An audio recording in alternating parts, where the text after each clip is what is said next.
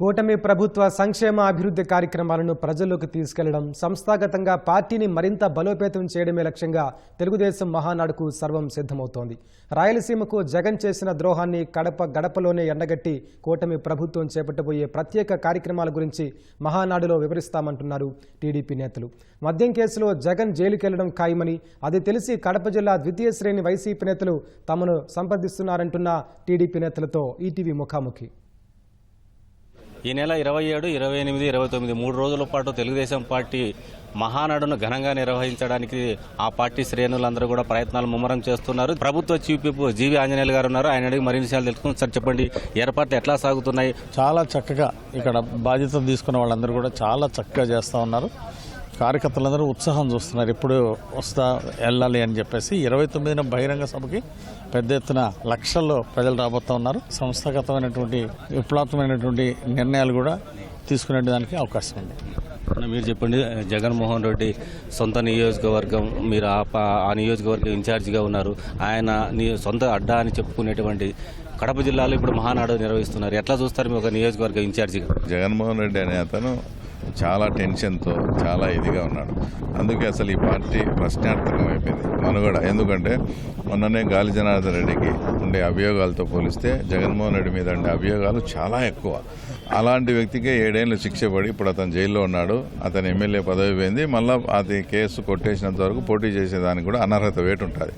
అలాంటి పరిస్థితే 100% జగన్మోహన్ రెడ్డికి రాబోతుంది. అలాగే వివేకానంద రెడ్డి కేసు ఏమాత్రం మూవ్ అయినా కూడా అవినాష్ రెడ్డి పరిస్థితి అంతే. కాబట్టి పులివెందుల్లో వాళ్ళిద్దరూ ఇట్లా జైలుకు పోయే పరిస్థితి, తర్వాత ఇద్దరు కూడా పోటీ చేసే పరిస్థితిలో లేరు. కాబట్టి పులివెందుల్లో ఉండే సెకండ్ క్యాడర్ అంతా కూడా మాకు టచ్లోకి వచ్చి అనేకమైనటువంటి చేరికలు కూడా ఈరోజు బ్రహ్మాండంగా జరుగుతూ ఉన్నాయి. 100% ఈ లిక్కర్ కేసులో కానీ ఈ కేసులో, ఎందుకంటే మీరు గమనించండి, రాజశేఖర రెడ్డి హయాంలో కూడా ఐఏఎస్ ఆఫీసర్ శ్రీలక్ష్మి కానీ మైనింగ్ డైరెక్టర్ రాజగోపాల్ కానీ జైలుకు పోవడం జరిగింది. అదే టైపులో ఇప్పుడు కృష్ణమోహన్ రెడ్డి, ధనంజయ రెడ్డి, పిఎస్ఆర్ ఆంజనేయులు కూడా వాళ్ళ మాట లేని పూచలు లెక్క పెట్టే పరిస్థితి.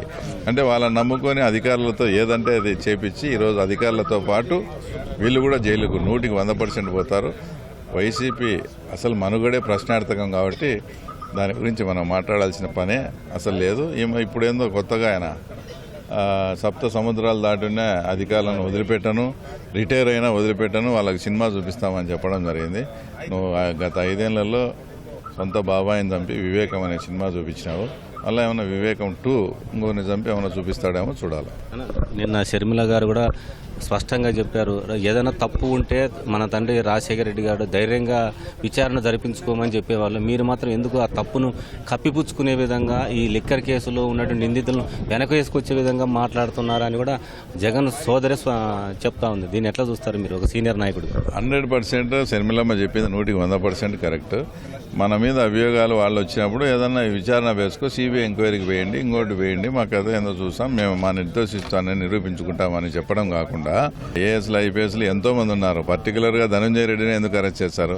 మొత్తం కర్త కర్మ క్రియ ఎంత దారుణమైన విషయం ఏమంటే, ప్రజల డబ్బుతో ప్రజలు వాళ్ళకి నచ్చిన బ్రాండ్ కూడా తాగకుండా జగన్మోహన్ రెడ్డి డిసైడ్ చేసిన బ్రాండ్ను 5 సంవత్సరాలు ప్రజలతో తాగించాడంటే ఇంతకన్నా దౌర్భాగ్యమైన పరిస్థితి లేదు. తప్పకుండా లిక్కర్ కేసులో అతను తప్పించుకునే సమస్య లేదు. అవసరమైతే జైలుకైనా సిద్ధం అన్నట్టు ఇచ్చాడు.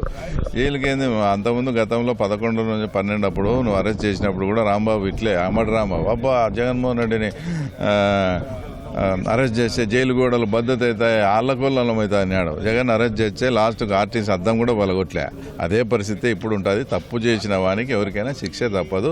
అరెస్ట్ చేయాలంటే అంటే అతను చెప్పినప్పుడు చేస్తారా? ఎంక్వైరీ అంతా జరిగి నువ్వు తప్పు చేసినావని తేలిన తర్వాత 100% చేస్తాం. ఇరిగేషన్ శాఖ మంత్రి నిమ్మల రామానాయుడు గారు మన దగ్గర ఉన్నారు. ఆయన అడిగి మన సార్ చెప్పండి, ఈ మహానాడు పండుగని ఎట్లా చూస్తున్నారు? సంస్థాగతంగా పార్టీ పరంగా దీన్ని ఏ విధంగా ముందుకు తీసుకెళ్లేటువంటి అవకాశం ఉంది? ఎన్టీఆర్ గారు అందించినటువంటి పార్టీని చంద్రబాబు నాయుడు గారు సుదీర్ఘంగా తీసుకెళ్తూ కేఎస్ఎస్ కుటుంబ సాధికార సారథి అంటే ప్రతి 60 మంది ఓటర్స్కు ఒక కార్యకర్త దగ్గర నుంచి మరి పైన గ్రామ committee, booth committee, unit, cluster, మండలం, కాన్స్టిట్యున్సీ, ఎమ్మెల్యే, ఇట్లా ఏదైతే ఒక సిస్టమ్ ఏర్పాటు చేసుకున్నామో దాని మీద కూడా ఒక సుదీర్ఘమైనటువంటి చర్చ, ప్రజా జీవితంలో ఏ రకంగా మన కేడర్ పనిచేయాలి అనేటువంటిది జరపబోతూ ఉన్నాం. అభివృద్ధి సంక్షేమ కార్యక్రమాలు ఎంత పెద్ద ఎత్తున ఆర్థిక పరిస్థితి సహకరించబోని ఎట్లా చేస్తూ ఉన్నాం, ఆ కార్యక్రమాల్ని ప్రజల్లోకి తెలుగుదేశం పార్టీ కార్యకర్తలు ఏ రకంగా మనం తీసుకెళ్లాలనే దాని మీద కూడా చర్చ.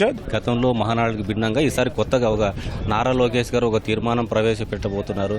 నా తెలుగు తమ్ముళ్ళు పండగ అనేటువంటి ఒక కాన్సెప్ట్తో ముందుకు వస్తున్నారు. అది ఎట్లా ఉండబోతుంది? అంటే ఏదైతే ఇప్పుడు సమాజంలో కూడా మారుతున్నటువంటి పరిస్థితులు ఏవైతే ఉన్నాయో దానికి అనుగుణంగా పార్టీ కూడా మార్చుకుంటూ ఉండాలి. కార్యకర్తలు ఏ రకంగా పనిచేయాలనేది కూడా మార్చుకుంటూ ఉండవలసిన అవసరం ఉంది.